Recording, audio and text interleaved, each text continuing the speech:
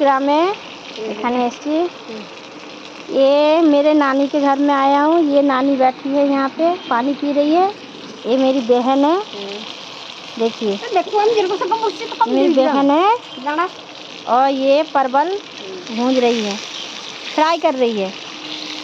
आज परवल की फ्राई हो रही है, मेरी बहन खिलाएगी।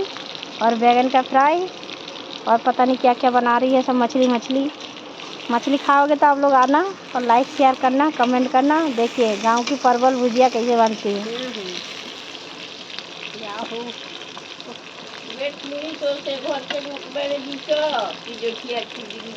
चलो সাংগলা করে কিছু তেলের বড়াই ছাটি দিয়ে হ্যাঁ উঠে কি চাই পারবো নাকি রোগা হিসেবে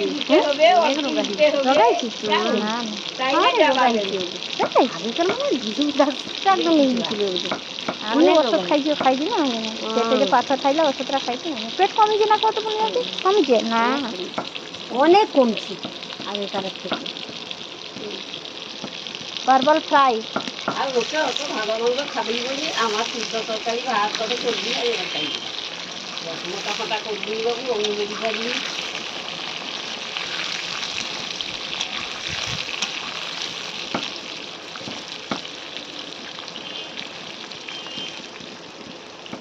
আমার শাশুটা হলে বহুত বড় আমার ঘরে বুড়ি শাশু শাশু হুম